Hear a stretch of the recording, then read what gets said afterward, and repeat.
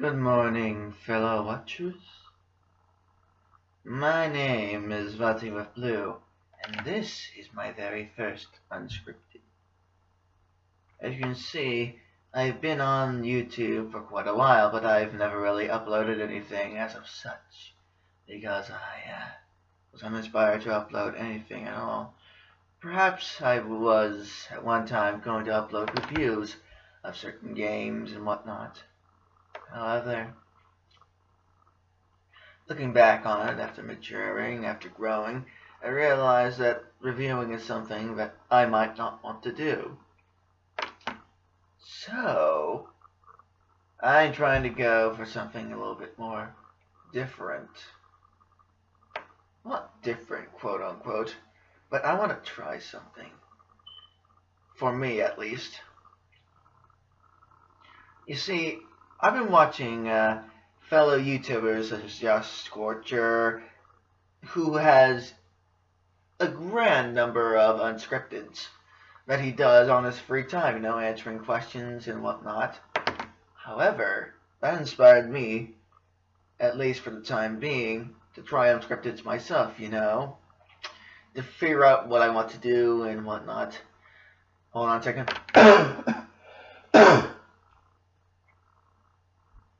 I've yet to form a true YouTube persona. And as I've noticed, as you do certain things, make certain investments, you grow and mature, you develop. And I myself am currently not satisfied with the fingerprint or footprint that I leave on the world. So hopefully, if I do something like this, I could improve and change. As for the unscripted, I'll talk about whatever into my mind, but I'll try to be ambiguous and thoughtful, as I myself truly desire to be such. As I find myself in the world, I am currently an artist who draws and does commissions. I'm working on my own story called Land of Pause for the Baylor Lariat, but I'm still somewhat in an art block and a writer's block, Hopefully, if I do multiple things, I can change things, make things better not only for myself, but for the other future potential readers and whatnot. So I really hope I can make a difference in this world. That's something I genuinely believe in. And I hope that these unscripteds can help me do. Something that may be innocent now, might be better later. And now with this new Toshiba computer that I have, I can try to do some new things, because my previous one was stolen about 2 weeks ago, out of my dorm no less. Being a college student can be quite hard, but we are new to the world and we find our footing. I think one of the greatest regrets in my life is that during a teenager, I spent most of the time on the computer, but did stuff that was ultimately fruitless, like pointless searching, reading videos, reviews, whatnot, but nothing truly creating my own content and stuff. However, there are two things I attribute to this, that I think I did two great things. However, I think the best thing that I have done overall is, I should start with my second greatest. The second greatest, not screw that, I'm not going to pick favorites. I'm not sure I'm that kind of guy yet. The first thing I will go over to is my story writing. You see, with story writing, it's sort of that thing that you don't really realize until it comes up later in life, because when I was a young child, I was a weird person. I didn't have a lot of friends, I was somewhat of the outcast. I was fatter, chubbier, often made fun of. However, the things that I usually took for granted was me running around telling stories, because whenever I get this good idea that I love, I tend to get outbursts or run. These good stories, these good ideas fill me of energy and an adrenaline, and then it pushes me to run around as I would speak to myself. I had these wonderful ideas, and honestly, during junior high, I thought it was a prison, but looking back, it was actually pretty fun.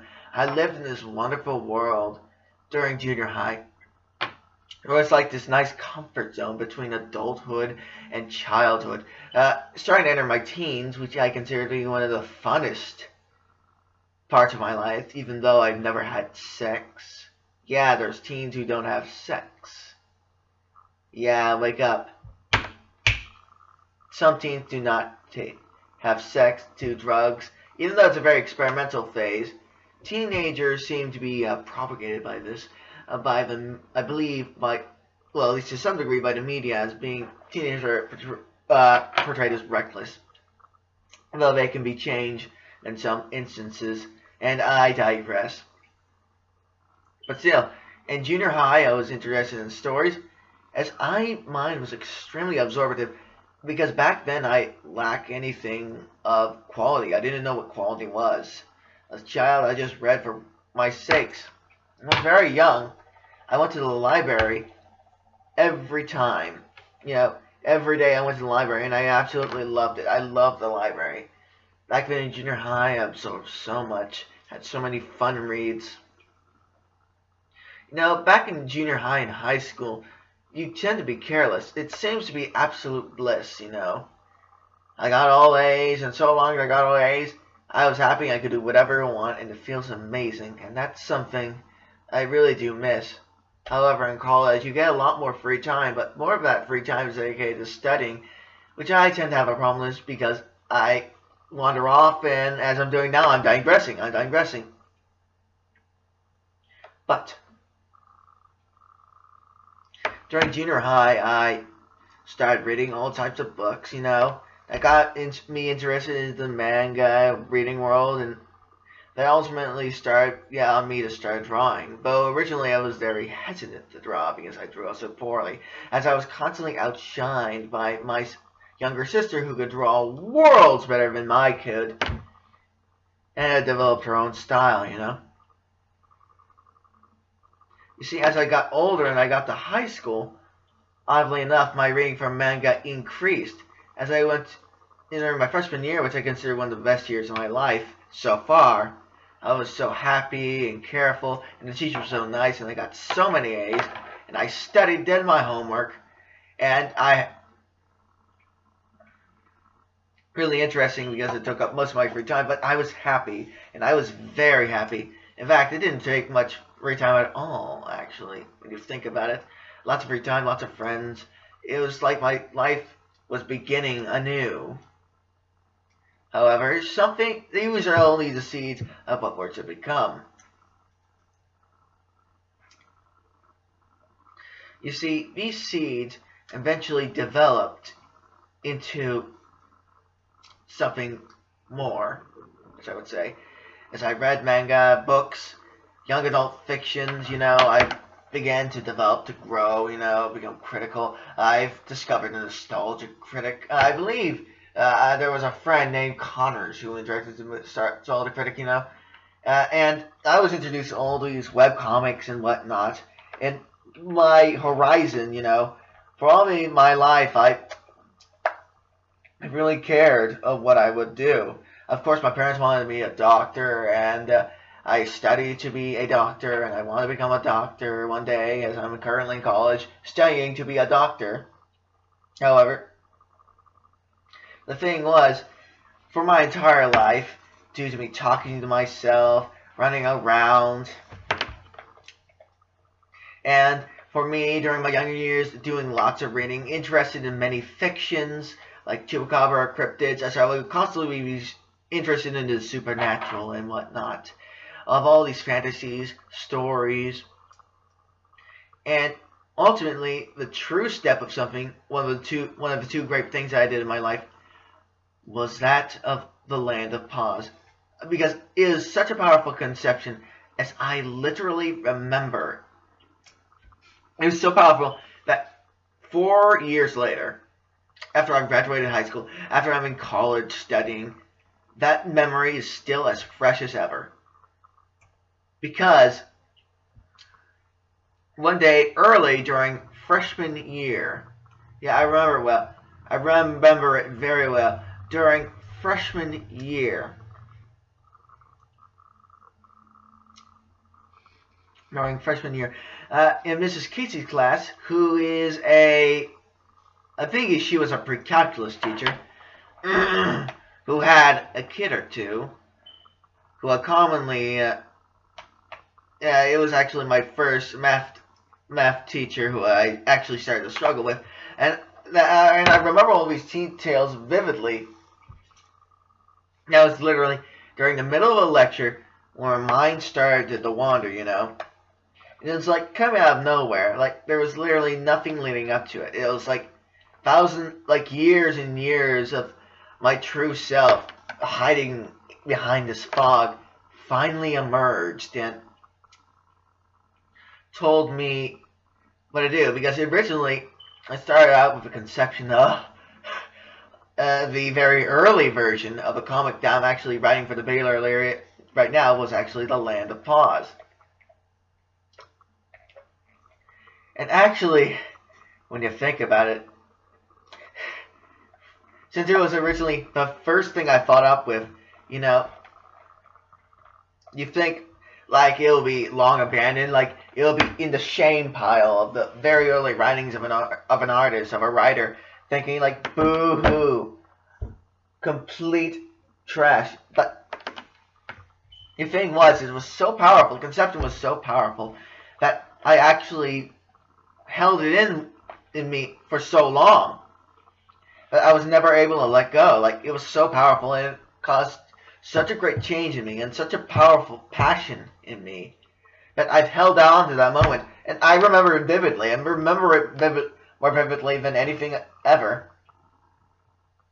In fact, the only other vivid memory that I would have was that when I was 4, and then I was looking at the door. I was looking at the door, which led outside, well, not outside, like outside my room into the inner house. Like I was staring at it for some reason.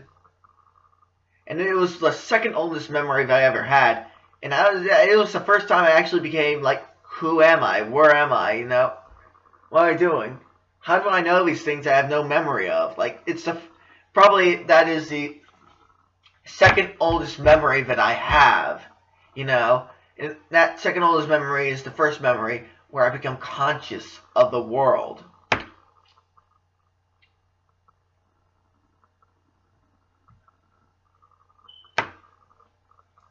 But this memory was extremely powerful. And looking back, it's actually kind of funny. You see, The Land of Pause has many characters. Now that I've become mature and older and I'm in college, I've expanded The Land of Pause into something far greater than it originally was. But what it originally was extremely powerful too. You see, it didn't start with a premise or a moral or maybe not even, well, maybe characters. But the thing was, the stories everyone's trying to emulate is just that they have to have a moral or a theme or whatnot. But the thing is, sometimes a good story can be good if it's a story, if it's interesting. It doesn't need a theme or drama or whatnot. If a story's a good story, then by all means, it doesn't need a drama or a theme. I mean, it can simply just be entertaining, like just between two characters that work. Hold on.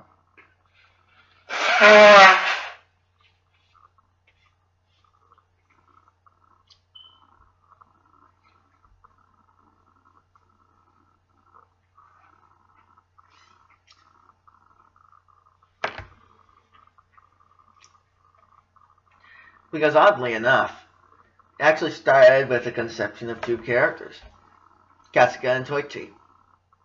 I mean, Kasuga and Toichi still exist in the current version of comic, you know?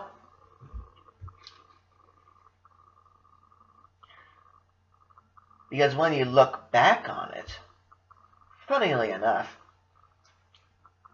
their statuses are different. In fact, all the characters of the original concept have been brought into the new version of Land of Pause but they've been changed or altered to suit the new world. Like, the original cast characters were of Kazuka Bangle. Actually, the original character was Kazuka Cat. As Kazuka Cat were served as the main character. And the funny thing is, Toichi Bangle was originally Kazuka's neighbor. And Toichi would serve as the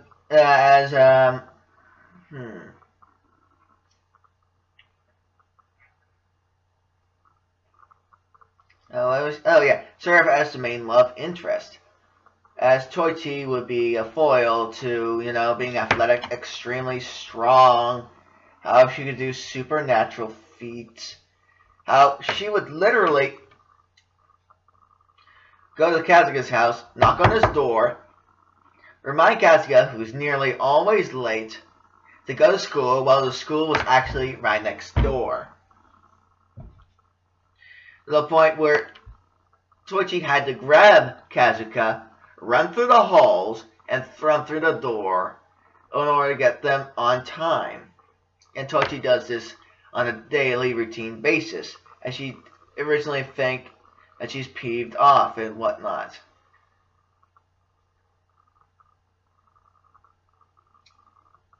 And afterwards, after school, they would all go to the kitty corner, which is actually a restaurant that they work at after school. That would also be where Toichi lived, because Kazuka lived next to the school, while Toichi lived, and her family transformed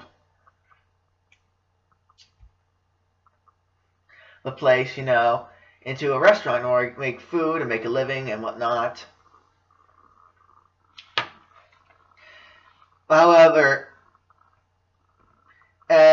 more of the original concept, it would originally deal with Kazuka being reincarnation of this priest, a warlock, wizard, whatever, as it would deal with him dealing with the master, this being who would serve this almighty deity called the Dark Dragon, who would want to consume the world from the void. But however, it would all be like a gag comic. Like, I originally thought it would be a comic that would go nowhere. Not go nowhere, as it would have multiple skits and stuff, As the original development of the other characters, like, for example, you would have Buketsu and Fujitsu. Buketsu being the mongoose and Fujitsu being the snake, being comic relief. Not comic relief so much as Buketsu being the hard worker, the pretty boy with all the long flowing hair, as he would get easily angered at Fujitsu's accent, Fujitsu's snake. Being the evil, mischievous creature, being a nerd, despite being evil and pretty much being a meanie, he would still consider Buketsu, Toichi, and the rest of the gang his friends.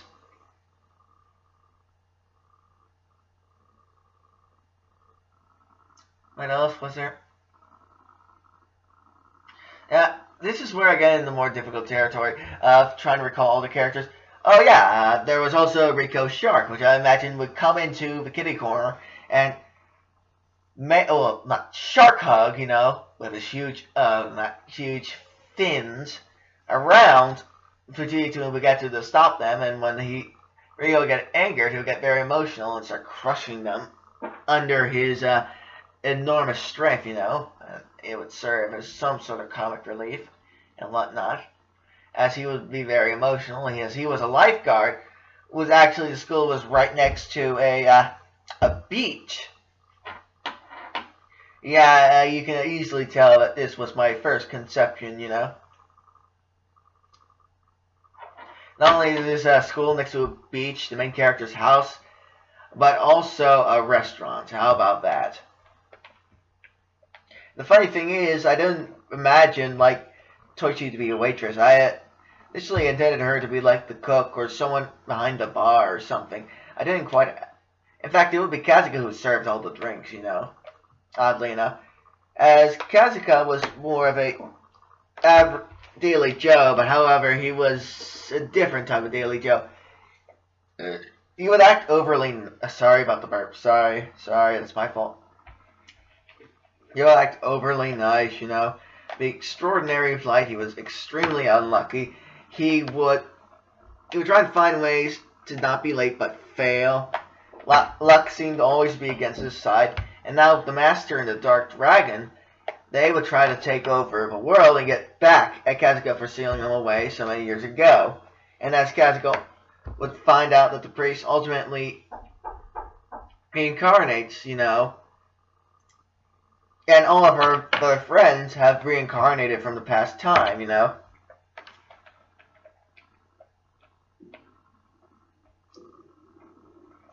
What else was there? I know that Zocro, a character that I added later to initial conception, because when I got that powerful conception, I kept it in my mind, played with it, tweaked it. Hold on. Yes? What? Alright, I'm just finishing up this vlog.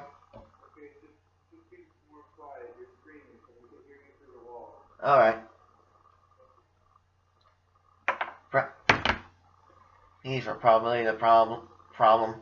I can hear myself getting too loud.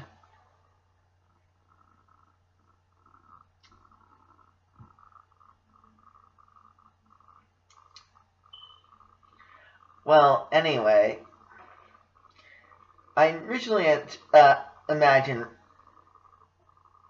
Zocro as this ninja, you know.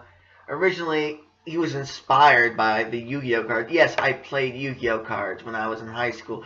About this card, I think it was called Skull Dice, as his appearance was very based off of Skull Dice. However, as I played with it more and more over the years, he started to look a bit more different, as all these characters went through major evolutions as they were more fleshed out. Yeah, initial conception, he was originally a ninja who had very hard troubles hiding himself and acting like a ninja. Like, for example, he would blatantly use kunai and shurikens and act like a ninja, and yet blatantly trying to saying that he's not, even though to the contrary, it's completely obvious that he is a ninja. So I was going to plan to do some jokes with that. Then there was Renji J, the cool guy who plays the lute, sits on trees, and he sings. He commonly says, sometimes to get high, you don't really need to get high, as Renji would not use drugs, at the least. He was just a very happy, mellow guy who saw things through a very positive light.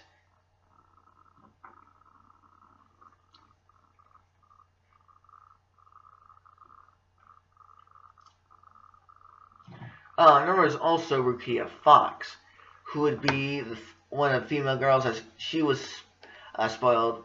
She was a bit spoiled, but not too spoiled, as she was one of the kindest characters in the entire show, I believe, or in the conception, as she was always nice to somebody. She would like nice clothes. She would try to help as she wants. She would try to smile, even though she wasn't happy, to keep the aura around her and to keep the other people around her happy. She would sacrifice her own happiness for others, as being one of the sweetest characters in the entire strip. Actually, I pitched it once to this one guy and said it was a pretty good idea. However, as I became a writer and I wrote all this down, put it on my computer and whatnot, and how hopelessly naive was I back then, thinking that darkness would not lurk my life in the future. After streaks of sadness, after life at one time became depressing for me, Then came the concept of Obscura. Obscura was a very, very dark story, as many stories by teenagers. Well, possibly it's not a generalization, but it was somewhat inspired by angst, and Majora's Mask, and many other different types of stories.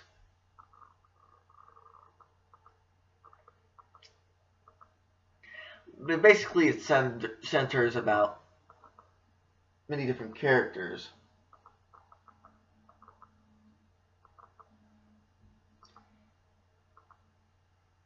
The thing was, it actually centered around it was about the characters in this horrible entropic world dealing with an alien race called the Ing, well, the Ig as they're called, as people would theoretically call them in a world of multiple universes, in the world of multiple possibility. The Igs would be the worst possible version of mankind, as they would morph themselves and do everything that people now consider undesirable, everything deprived, and there will be lesser Igs controlled by a group of higher Igs,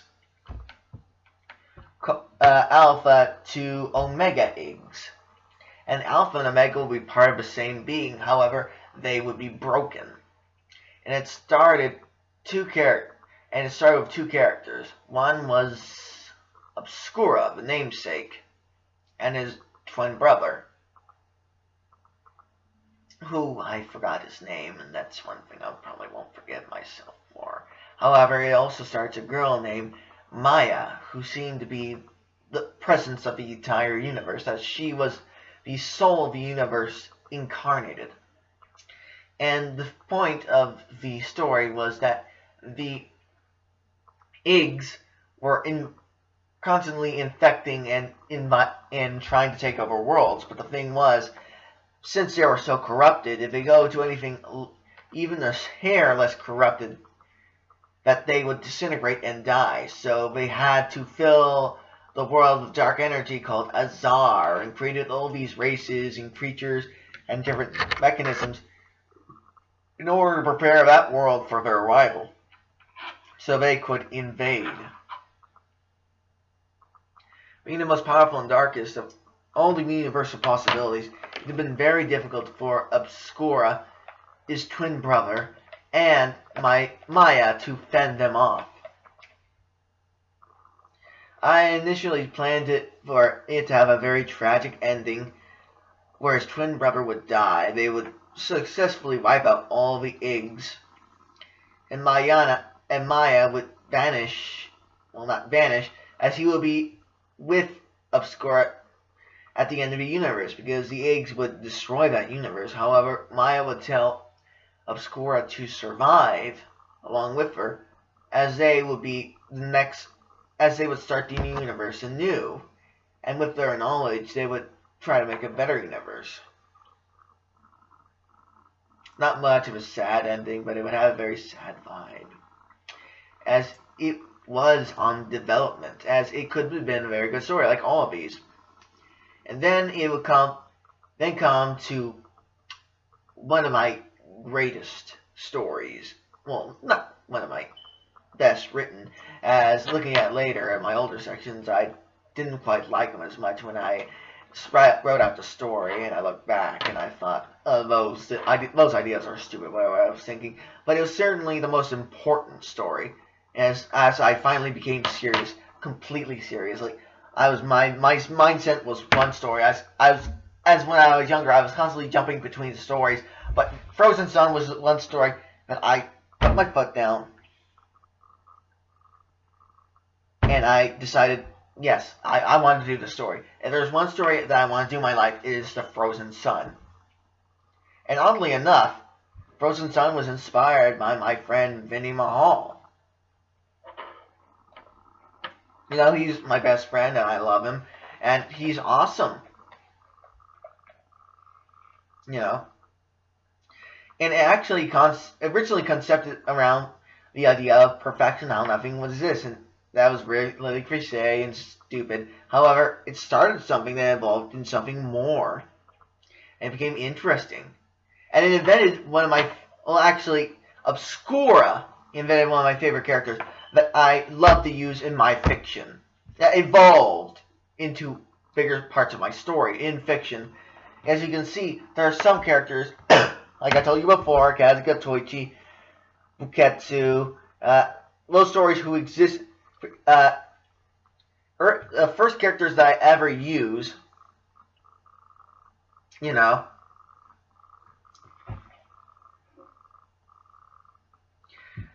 that I ever made.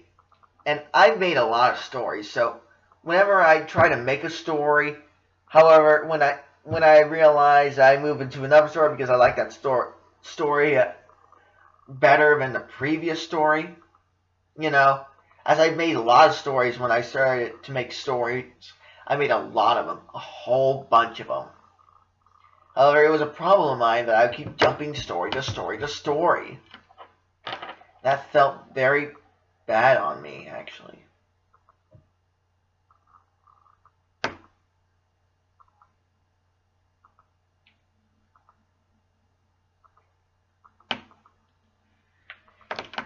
Well, as I was saying, there was a character in Obscura, Nightmare, that would serve the Iggs, as he was a being of complete insanity.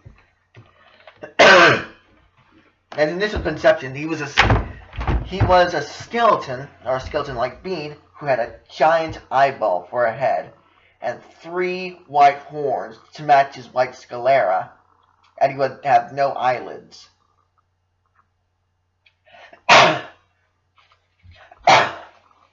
No, sorry.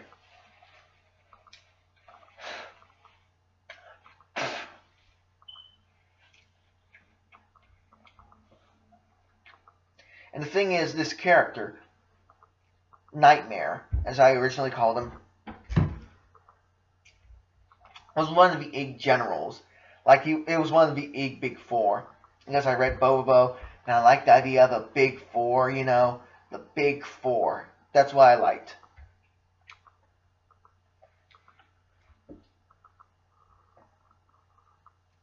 And that idea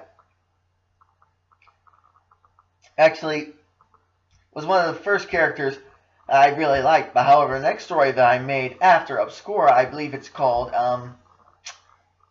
what was it called?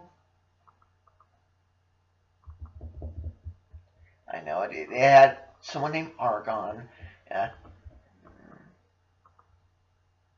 Oh yes, Soulstar. Soulstar was the story that I wrote after that.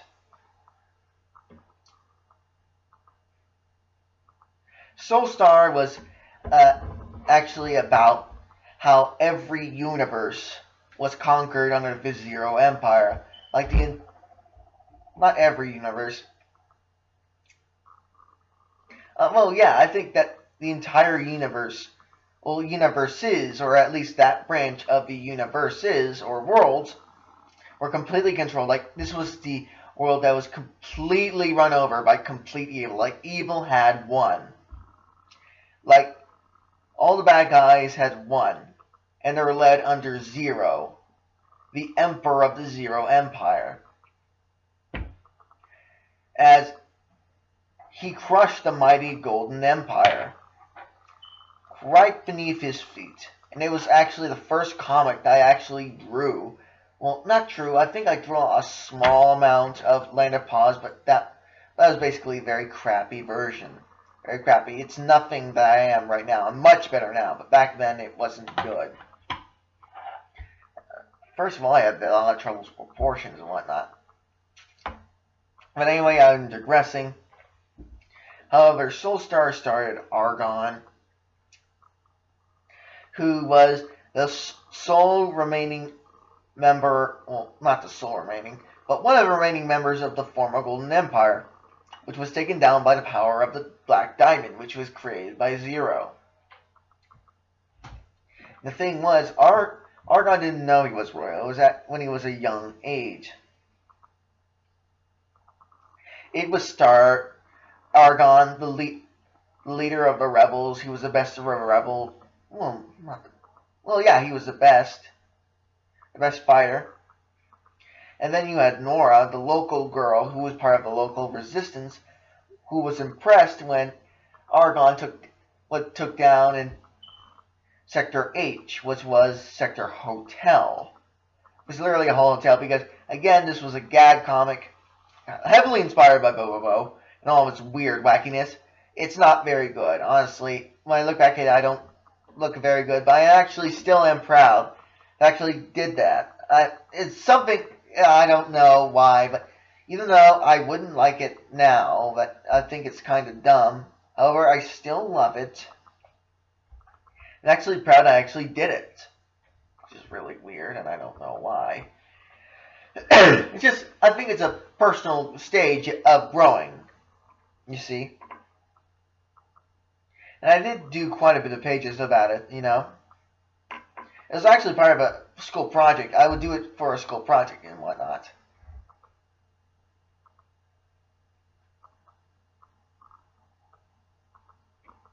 But anyway, let's start Argon, Nora, a part of a local resistance, a chupacabra named Cece, an assassin sent to kill Argon, but doesn't because he's too scared and he hates the Zero Empire. And then you include the old mentor, Eslo, who was an old man who showed... I'm getting tired. I should wrap this up soon. But would show exposition to Argon. And then we have the Shirara Corpse. Yes, the Shirara Corpse from Sergeant Frog, or I believe it was Karoro Gunzo, or Sergeant Karoro. Yeah, I told you I was a teenager, and I really liked Sergeant Frog back then, so I integrated that into that, you know. I integrated that as part of it, you know. It became part of it. And good golly, I wish I could relive my high school days. Those were the best days of my life.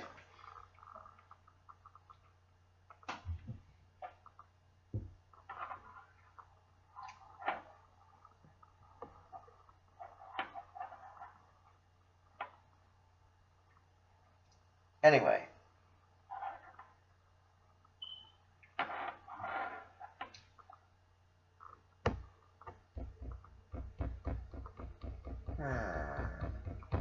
What else should I do? Oh, yes. I was going at Nora, and it would end with them going to Sector L, I believe, to free Earth from Zero. Would be fine for them to fight Lecco, you know. Lecco being the big boss, you know. And oddly enough, the Shirara Corps had 2 extra members, Pomumu and Dekuku, who I reused later. Another Shirara Corps fanfiction comic, which I sort of expand for another artist named Galenia, who I really love, as she was the one who got me into the second thing, which I'm most proud of. But I'm digressing again. But anyway, sorry about Frozen Sun. Frozen Sun was the first time I actually reused a character and evolved him into something different. As Nightmare, as I told you before, was the insanity general of the Iggs. Now became the leader of the Marillions, the perfect race, the ultimate race, the race to dwarf all races. And because it's a very elaborate story, but I have it all in my head, it's actually somewhat beautiful, the later versions especially, because it deals later with perfection, but more of the identity of God. And it goes into very interesting ideas, such as the creation of a God, and the suggestion of why God will do things. And I had this really interesting dilemma where Nightmare, who believes himself to be a seraph, as he is a seraph unit, it left rather ambiguous whether he was a seraph taken down to the mortal world and trapped into a mortal form, or really just a entity programmed with certain ideas that evolved beyond its control.